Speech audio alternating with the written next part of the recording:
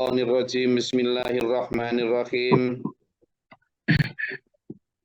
Wa idza unzilat suratun an aminu billahi wa jahidu ma'a rasulihi ista'dzanaka ulul tawli minhum.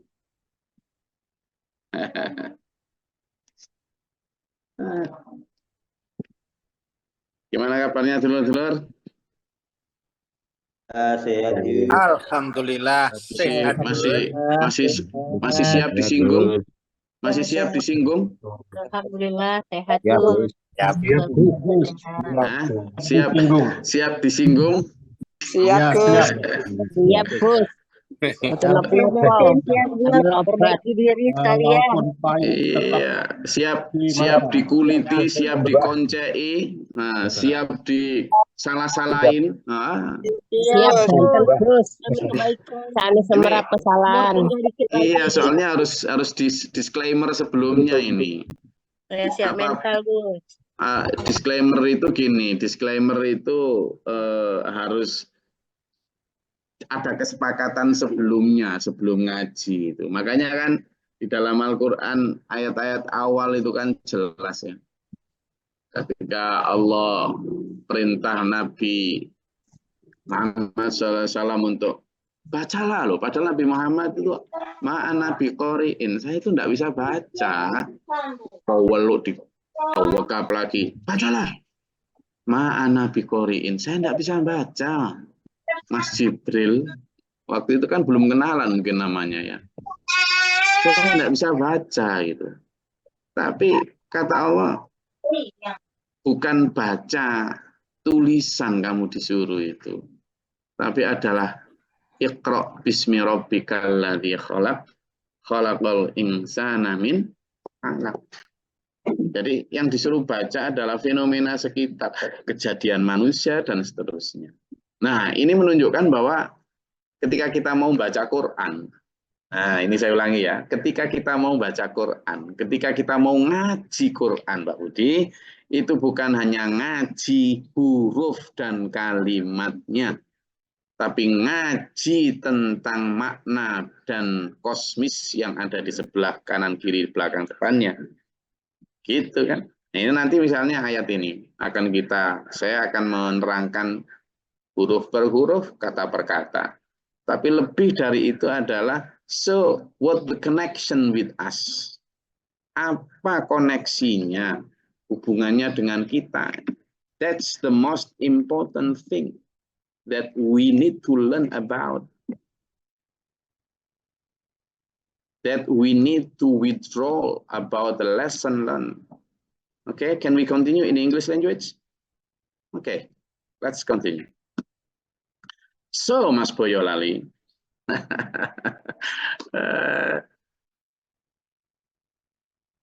soalnya selama ini kan kita pakai bahasa Indonesia. Nah, yang di Australia biasa bahasa Inggris, masa sesekali. Mungkin kita kalau hari tertentu gitu kita pakai bahasa Inggris gitu gimana?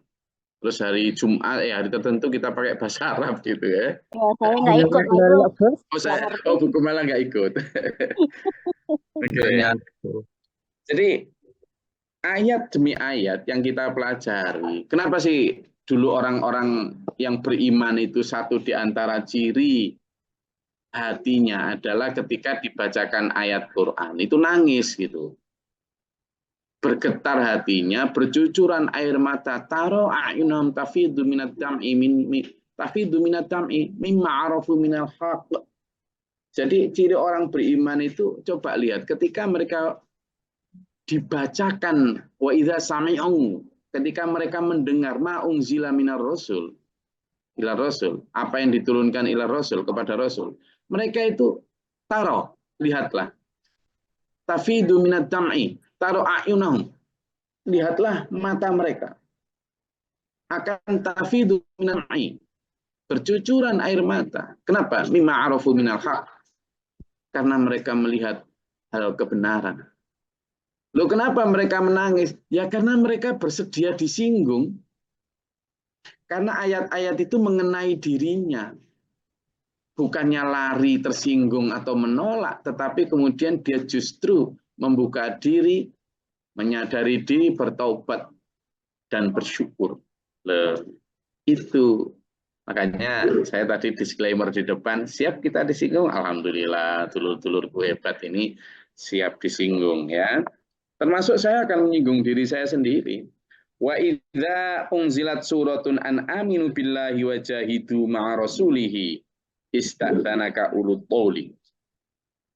Dan ketika ada perintah untuk maju berperang, perintah untuk berkorban, perintah untuk berjuang, perintah untuk berdakwah, maka lihat aja Muhammad, pasti akan ada yang minta izin kepadamu untuk tidak ikut. Pasti. Pasti akan ada yang mencoba untuk menghindar dari perintah tersebut. Siapa mereka yang disebut di sini? Ulut Pauli, orang-orang kaya. Nah, pertanyaan saya sekarang, mesem. Belum disinggung wis mesem sama itu. Ini bukan berarti orang miskin tidak kena loh ya. Orang miskin yang kepingin kaya pasti kena. Nah, gitu. Kenapa kok orang kaya disebut di sini? Kira-kira apa psikologi orang kaya kok disebut yang pertama yang akan minta izin ketika ada perintah berjihad? Kenapa kok orang kaya yang disebut pertama kali? Ayo coba cerahkan Gus Glory. Coba kasih tausiah Gus Glory. Ayo, siapa yang mau ngomong? Takut hartanya, Gus. Oke, apalagi? Karena merasa sudah nyaman, Gus. Merasa nyaman, apalagi? Apa Mas Orikin? Sibuk mengurusi hartanya, Bu. Sibuk mengurusi hartanya. Mas Orikin, apa ngomong apa? Sibuk dengan kegiatan dunianya, Gus. Oh, kalau Mas Orikin di Nganjuk, di Saman Nganjuk ya, Kertosono. Nggih. Nah, kira-kira kalau Saman jadi kaya, kalau ini kan nggak kaya toh. Kalau kaya gitu, apa alasannya sampean kemudian minta izin biar tidak ikut perang? Sibuk dengan kekayaannya, Gus. Wih, Saman bisa nggak membayangkan sibuk dengan kekayaan seperti apa? Sampun. Apalagi? Ayo, kenapa Allah menyebut ulul qauli sebagai orang yang paling pertama minta izin untuk tidak ikut berjihad, tidak ikut berkorban? Kenapa? Hah? Karena sibuk pekerjaannya yang dapat menghasilkan uang banyak. Oh gitu, apa nggak jelas itu karena sambil jalan kayaknya. Padahal kok berbeda aja, kok berbeda dengan dakwanya orang-orang sekarang. Ayo kita harus kaya, biar kita ini berjihad, biar kita ini lebih banyak bisa berderma. Anjuran untuk kaya itu diarahkan ke sana, bagus di anjuran itu, tidak ada yang salah, tidak ada yang salah. Tapi kenapa di sini kok kemudian ulul qauli justru yang pertama disebut di antara orang Islam, minhum, yang bahkan pertama kali terbukti, karena ini sudah disebut Quran berarti terbukti sudah terjadi. Orang yang pertama kali dan yang paling biasanya mengajukan diri untuk tidak ikut bertempur, tidak ikut berjihad, tidak mau berkorban. Padahal anjuran awalnya, doa pertama, dakwah pertama adalah ayo nanti kalau sudah kita harus kaya, biar kaya nanti bisa berjihad. Lah kok faktanya justru sebaliknya. Gitu loh. Kita lanjut ngaji atau enggak, terserah, saya akan lanjut ya. Wa qalu, dan mereka berkata, darna nakum ma'al qaidin. Istilah, tolong ya, kami tak di rumah aja, kami ada banyak sibuk. Saya sebenarnya sih ya mau, cuma ya gimana ya, saya ini bukannya saya enggak mau. Ngomongnya itu enggak harus kemudian, aku enggak mau, enggak gitu loh ya. Ngomongnya halus banget. Ngomongnya halus banget. Sudah, biar kami ya kami yang jawab bagian inilah gitu. Jadi ayo hati-hati itu lur. Kenapa sih? Ini yang kemarin ya, misalnya di ayat 75 itu ya. Wala tu'jibka amwaluhum. Dan jangan kamu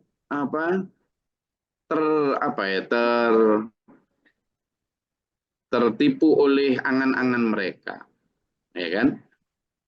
Tertipu oleh harta mereka. Orang ini orang-orang hebat loh.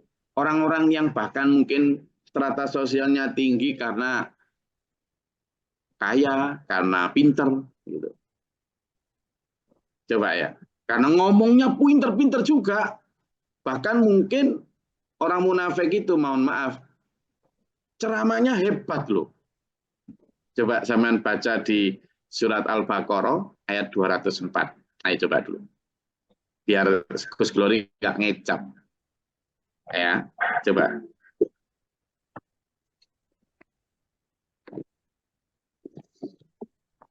Yang tadi belum baca, gantian. Bu Husnul, silakan.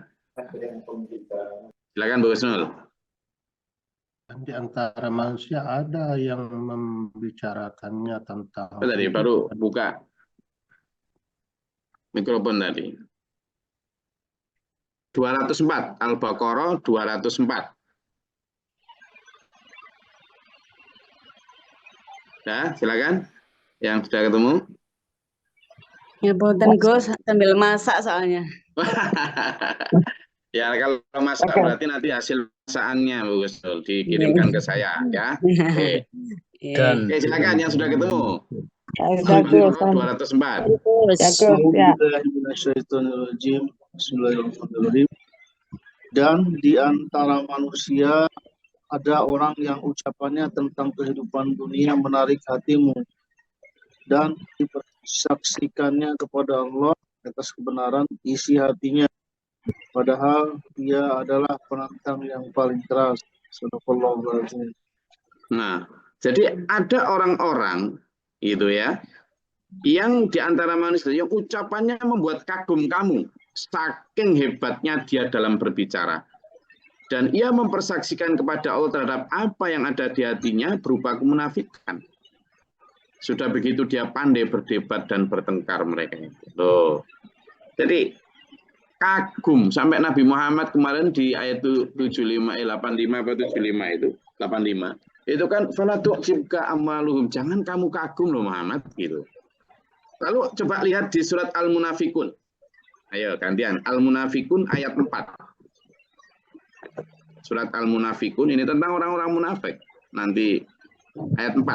Coba dibuka di surat Al-Munafikun ayat 4. Halo, siapa yang sudah siap baca? Kemudian silakan.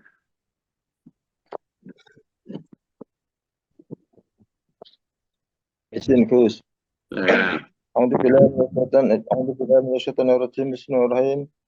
Dan apabila engkau melihat mereka, tubuh mereka mengagumkanmu, dan jika mereka berkata, engkau mendengarkan tutur katanya, mereka seakan-akan kayu yang tersandar. Mereka mengira bahwa setiap teriakan ditujukan kepada mereka. Mereka itulah musuh yang sebenarnya. Maka waspadalah terhadap mereka. Semoga Allah membinasakan mereka. Bagaimanakah mereka dapat dipalingkan dan dari kebenaran? Sadaqallahul.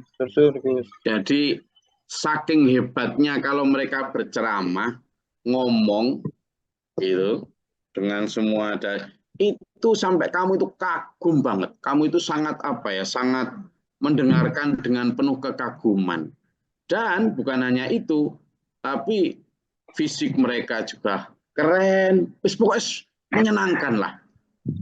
Sampai dibilang cara mereka bicara seperti kayu yang disandarkan, landai, enak pokoknya. Dengar. Itu satu ciri. Padahal mereka munafik dalam ini di masa Rasulullah loh ya. Nah, itu yang harus kita jadikan. Dan ayat 86 ditambahi, orang-orang munafik itu termasuk adalah orang-orang yang kalau ada ajakan untuk berkorban, berdakwah, berjuang, kalau di masa lalu bertempur ya, itu orang kaya yang pertama kali minta izin. Kenapa? Rodu ayat 87 ya. Rodu bi ayyakunu ma'al khawalifi wa qubi'a ala qulubihim fahum la yafqahun. Karena mereka sudah begitu nyaman. Kemarin kita pelajari ya tentang comfort zone ya, tentang comfort zone, zona nyaman. zona nyaman, zona yang membuat orang mager. Mager itu apa? Anak-anak sekarang itu punya bahasa apa? Malas gerak, ya kan? Malas. Tapi kalau dalam urusan duit, oh sergap banget pertama kali. Mager, gercep. Kalau itu gercep, tapi kalau diajak berjuang, mager. Kalau diajak ndelek kedudukan, jabatan, gercep. Nah, itu cirinya dulu. Jangan lihat orang lain loh ya. Ayo sekali lagi untuk lihat diri kita sendiri loh ya. Nah, seterusnya, kenapa mereka, tadi kan kemarin, tadi ayat saya tanya, kenapa sih kok orang-orang kaya yang disebut pertama kali, sampean semua menjawab, ya karena zona aman, zona nyaman, comfort zone, comfort safety, safe, kemudian karena sibuk ngurus harta, karena takut kehabisan, dan sebagainya. Benar sampean tadi, semuanya benar. Ayat ini coba. Radu bi ayyakunu ma'al khawalifi wa qubi ala qulubihim fahum la yafqahun. Mereka itu sangat nyaman, sangat senang dengan kehidupan dunianya. Itu sangat pokoknya merasa nggak mau diusik lah, nggak mau diganggu. Gitu ya. Dan mereka ini orang-orang yang sudah merasa baik juga, waradu bil hayati dunia itu. Kenapa? Karena ya tadi itu tidak ada yang perlu diperjuangkan lagi, karena saya sudah baik kok. Kenapa sih wong saya ini sudah syahadat, ya sudah sholat, apalagi ya sudah puasa, apalagi sudah haji, apa sih yang mau saya cari lagi? Gitu kadang loh, hati-hati. Padahal ayat yang dibaca ini juga sama. Bedanya dengan orang Islam yang beneran, yang nggak fasik, adalah lakinir rasulu walladzina amanu ma'hu jahadu bi amwalihim wa anfusihim. Bedanya orang Islam yang benar-benar a'dhamud darajat, yang derajatnya lebih baik, lebih tinggi, lebih agung, itu mereka ketika ada panggilan kapanpun untuk berangkat, ya berangkat. Berangkat mereka, berjihad dengan harta dan jiwanya. Nah ini yang jadi patokan untuk mengukur diri kita. Kita yang mana ketika ada arahan untuk berkorban harta, berkorban tenaga untuk kepentingan bangsa dan agama. Mana kita yang gercep atau mager? Itu loh. Kenapa? Karena orang-orang yang gercep ketika diajak berjihad fisabilillah, wa ulaika lahumul khairat. Mereka itulah orang-orang yang ada berbagai kebaikan di dirinya. Iya, baik di dunia maupun di akhirat. Wa ulaika humul muflihun, dan orang-orang itu loh, orang-orang yang untung. Nah, terkait terminologi untung. Ini sebenarnya untung apa buntung? Ketika berangkat berjihad itu sangu sendiri, pakai duit sendiri, meninggalkan rumah, meninggalkan kerjaan. Terus nanti pulang dari berjuang, duitnya entek, saldonya berkurang. Itu dalam terminologi kita untung apa buntung?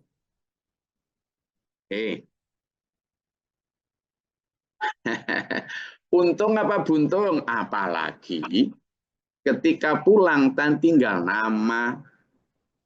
Untung apa buntung untuk keluarganya? Buntung.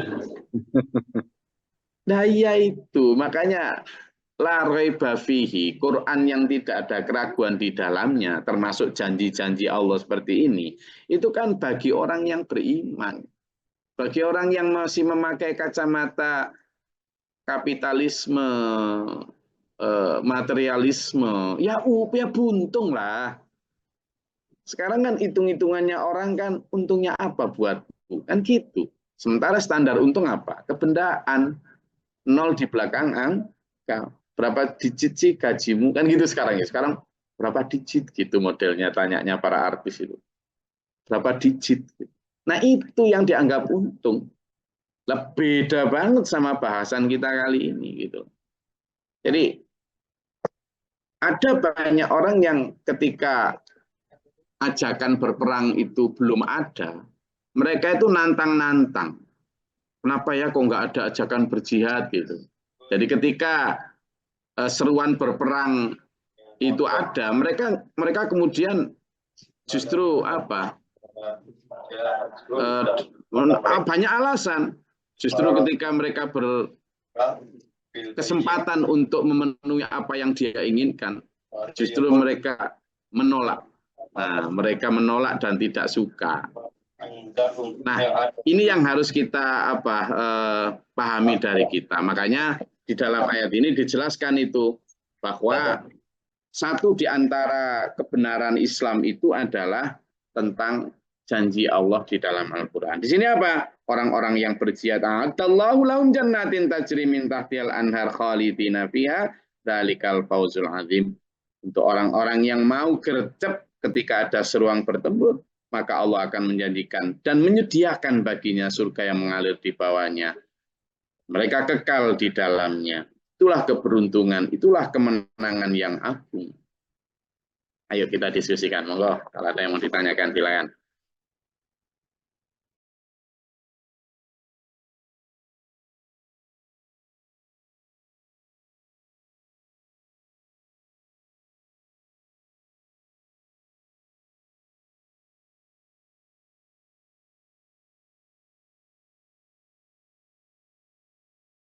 Monggo, siapa yang mau menyatakan sesuatu atau menanyakan sesuatu terkait ayat yang sedang kita bahas? Silakan.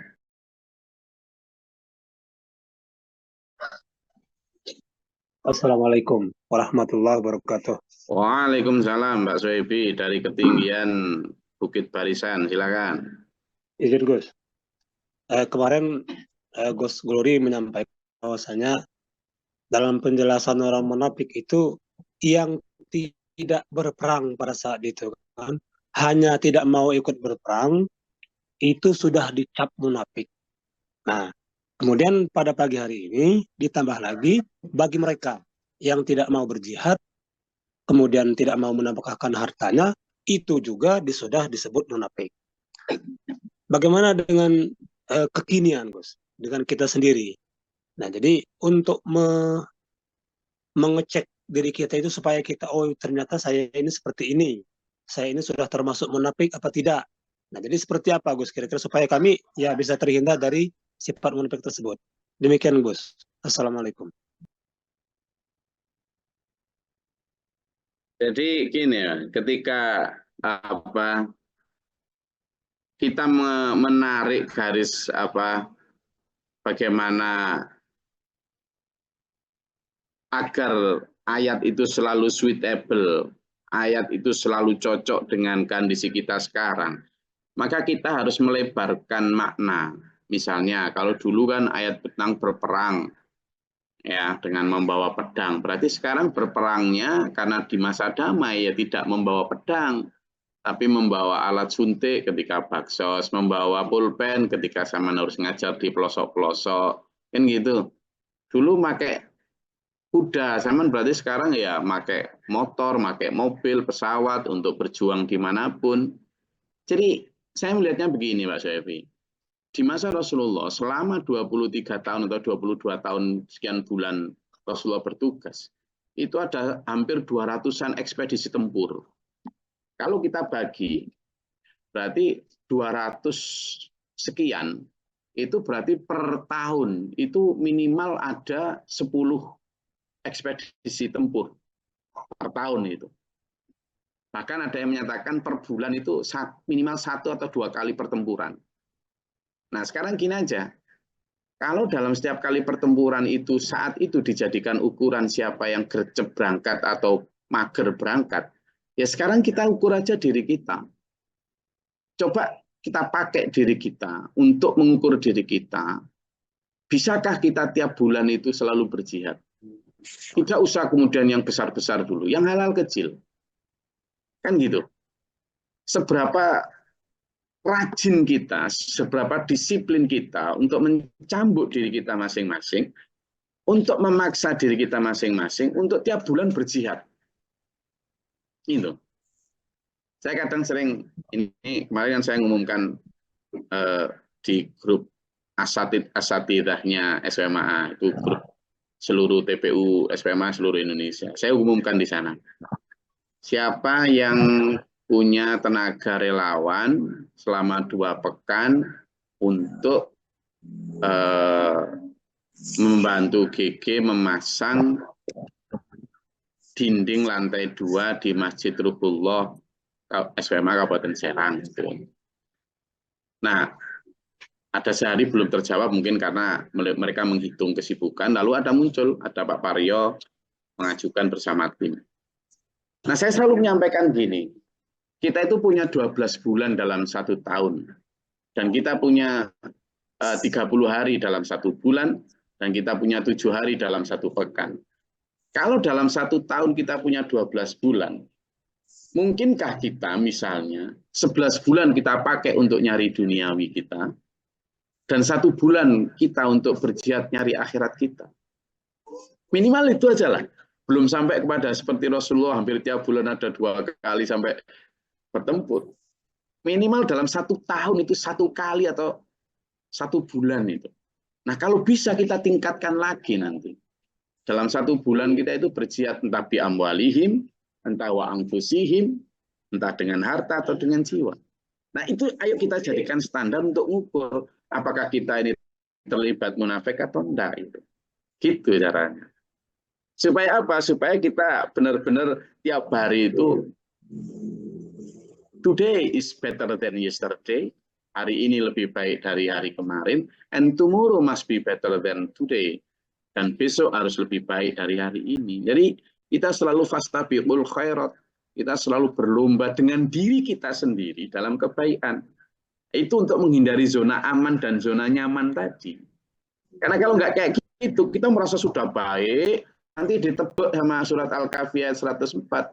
Kamu tahu tak? Orang-orang yang nanti sangat rugi di akhirat. Mereka adalah yahsabuna annahum yuhsinuna sun'a. Mereka itu merasa sudah baik banget perbuatannya. Karena itu tadi, karena tidak menantang diri untuk menjadi lebih baik tiap harinya. Nah itu Mas Evi, biar untuk menghindari munafik tadi. Jelas ya? Oke, silakan ada lagi?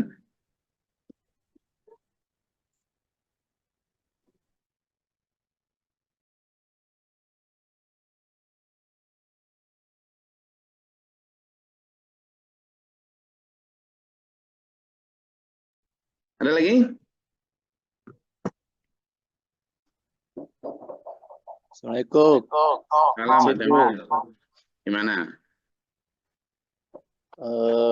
Mengenai infak, Gus, kan kita itu harus menginfakkan rezeki yang diberikan Allah dalam keadaan lapang maupun sempit,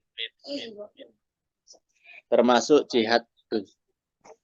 Nah, pertanyaannya, ketika pas ada panggilan jihad, berjuang masalah rezeki, umpamanya masalah harta, nah kebetulan kita itu punya hutang, Gus. Nah itu mana yang didulukan, Gus?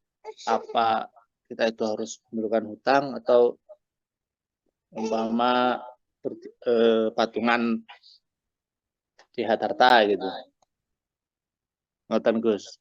Assalamualaikum warahmatullahi wabarakatuh. Jihad itu wajib, bayar hutang juga wajib. Tapi karena jihad itu berkenaan dengan hak orang lain, karena hutang itu, maka sampean harus mendahulukan bayar hutang tuh. Harus mendahulukan bayar hutang. Oh ya, karena bayar hutang itu berkaitan dengan hak orang lain. Kecuali kalau begini modelnya. Sampean punya hutang misalnya 200 juta. Dan hari ini baru punya uang 10 juta. Kalau sampean bayarkan semua juga nggak akan lunas toh. Maka kemudian hari ini ada perintah berjihad. Sampean bisa misalnya membagi 8 juta untuk nyaur hutang, 2 juta untuk ikut berjihad. Misalnya begitu. Tapi tentu yang diprioritaskan pertama adalah apa? Bayar hutang. Karena hutang itu berkaitan dengan hakul adal. Sementara berjihad itu berkaitan dengan haknya Allah. Nah, sehingga sampean tetap harus mendahulukan hutang. Tapi itu kalau memang proporsinya adalah bisa masih disisihkan untuk berjihad, sampean tentu bisa sambil bayar utang kemudian juga ikut berjihad. Itu Pak Camat. Oke Gus, ya makasih. Nah tentang kita itu loh ya, ayat Al-Quran itu sudah banyak yang mengajari kita supaya kita tidak berada di zona nyaman. Kita udah diwanti-wanti, hati-hati loh ya. Ada orang-orang yang begitu itu ada, orang yang sangat berada di zona nyaman karena kemudian tumbuh sifat-sifat nifaknya itu. Coba dibuka di surat Yunus ayat 7. Enggak.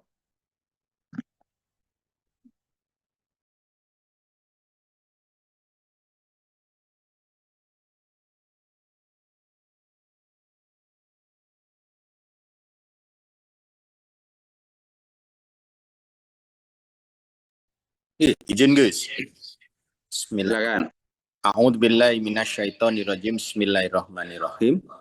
Sesungguhnya orang-orang yang tidak mengharapkan, tidak percaya akan pertemuan dengan kami, dan merasa puas dengan kehidupan dunia, serta merasa tentram dengan kehidupan itu, dan orang-orang yang melalaikan ayat-ayat kami. Shadaqallahul adzim. Nah, itu. Jelas kan? Jadi ada orang-orang yang sudah senang dengan bil hayati dunia. Watma'annu biha. Dan mereka sudah nyaman. Karena itu yang namanya zona nyaman. Itu. Makanya itu yang harus dihati-hati. Dengan cara apa? Selalu mengusik diri memang. Diusik dirinya, diusik sendiri. Ibaratnya Saman sedang tidur gitu ya, nanti Saman tidur gitu, lalu Saman bilang sama istri atau suami, Mas, aku nanti bangunin ya, gitu. Sampean itu begitu. Nah gitu. Jadi Saman tuh malah jangan kok kemudian jangan usik aku kayak tadi Darna gitu ayat yang 8 berapa tadi? Darna nakum ma'al khalifin. Wis barno aku lah. Jangan gitu. Tapi malah usiklah aku. Tegurlah aku. Nah, maka alhamdulillah Saman ada 184 kamera, 185 kamera ini. Saman kan berarti datang untuk minta diusik toh? Oke, siap. Tuh ya harusnya diusik. Kita ini saling mengusik biar kita nggak berada di zona nyaman. Gitu loh, Dulur. Ya. Nah, sehingga yang saya suguhkan kepada sampean semua ya ayat-ayat. Gitu loh, biar kita lebih ini. Nah, sampean karena apa? Karena memang perintah jihad itu sampean ya. Dibangunin itu suka nggak? Dibangunin tahajud itu. Nggak enak toh? Ya memang begitu. Perintah kebaikan itu selalu tidak cocok dengan nafsu. Perintah perang juga tidak cocok dengan nafsu, tapi itu baik. Coba buka di surat Al-Baqarah ayat 216. Oh.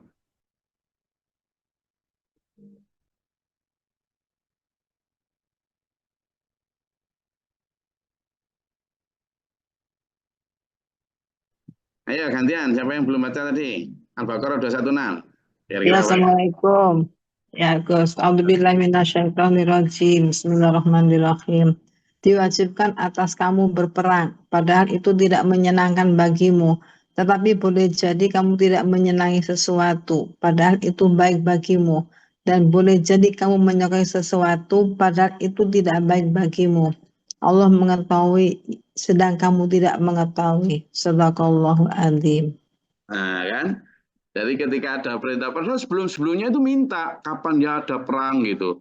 Kayak Bani Israel di zaman Nabi Musa juga begitu. Kenapa kamu nanti kalau ada perintah tidak mau? Tapi kenapa kami nggak mau sementara kami di ini gitu di masa lalu? Tapi begitu, ya. Jadi sa'antakrau syai'a wa huwa khairul lakum. Bisa jadi apa yang kamu tidak suka itu sebenarnya adalah baik bagimu. Kita akhiri kajian kita dengan ayat yang 89 ini tadi. A'adallahu lahum jannatin tajri min tahtihal anhar khalidina fiha dzalikal fawzul adzim. Dulur, ya, kajian kita akhiri dengan gini, dulur. Kalaupun kita ada di zona nyaman, merasa aman karena takut berperang, karena kita takut berjihad, nanti khawatir dicaci orang, khawatir dihina orang, khawatir dijauhi orang, khawatir ketinggalan kaya dan sebagainya. Kita tidak mau bersedekah juga karena khawatir nanti hartanya berkurang. Ingat, your lifetime atau masa pakai durasi sampean itu berapa tahun? Sekuat apapun sampean mencoba mengkeep zona nyaman, zona aman sampean, sebentar lagi sampean juga KO, knock out nanti. Hatta zurtumul makobir, mlebu kubur dulur. Jadi mau tidak mau, sampean dan saya akan tetap mengakhiri segala zona aman dan segala zona nyaman. Cepat ataupun lambat, lah daripada pasti akan berakhir zona aman sama zona nyaman itu. Ya sudah, zona itu kita serahkan untuk agama. Gitulah. Toh kita tetap juga dibolehkan makan kok. Toh kita tetap juga dibolehkan berpakaian, berkendaraan, berumah, tetap kok dalam rangka berjihad dulu, tetap kita hanya diperintah untuk mengendalikan diri dengan standar sederhana, mengendalikan diri untuk mau berkorban kapanpun agama membutuhkan, apapun agama membutuhkan. Loh, lah enak tak? Itu. Jadi makanya apalagi Allah menjanjikan nanti begitu sampean wafat dalam keadaan berjihad, Allah menyatakan, Allah sudah menyediakan buatmu, Pak Surono dan kawan-kawan. Allah sudah menyediakan buatmu surga yang mengalir. Bukan hanya mengalir, kalau mengalir sekarang ada mall di Dubai yang sudah menciptakan sungai di dalam mall yang mengalir, rumah-rumah yang ada kebun yang mengalir, gampang itu ditiru Dajjal sekarang. Tapi yang tidak bisa ditiru apa? Khalidina fiha, kekal di dalamnya.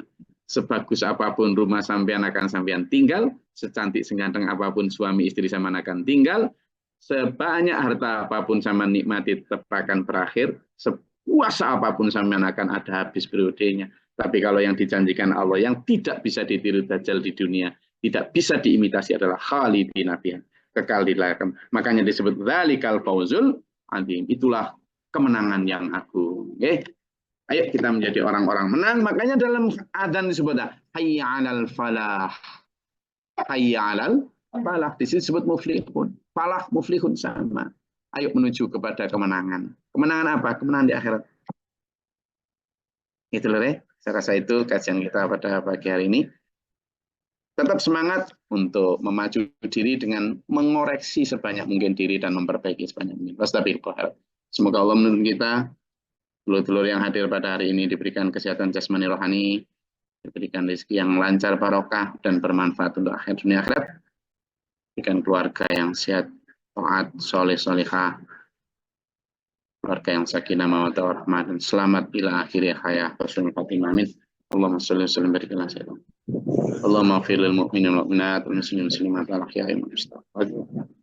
اللهم اهدنا فيمن هديت وعافنا فيمن عافيت وتولنا فيمن توليت وبارك لنا فيما اعطيت وقنا شر ما قضيت منك هذا تبارك ربنا وتعالى لك الحمد لما قضيت استغفرك واتوب اليك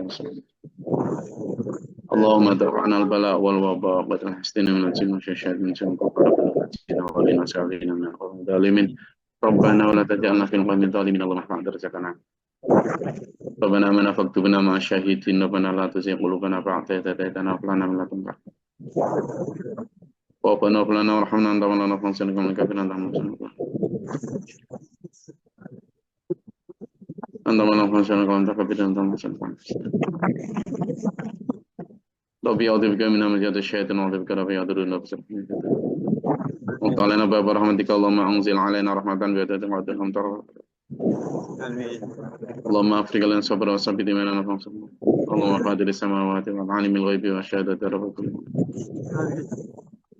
أعوذ بالله من زيادة البلاء والبدر الشقاء وصلب الشماتة الأعداء اللهم نسألك الهدى والتقوى والعفو والغنى ربنا هب لنا من أزواجنا وذرياتنا قرة أعين واجعلنا آمين رب اغفر لي ولأخي ولأولادي ولذريتنا وسلم سبحان ربك رب العزة عما يصفون وسلام على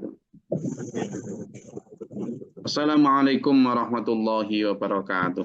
Waalaikumsalam warahmatullahi wabarakatuh. Allahumma rahmana bil Qur'an.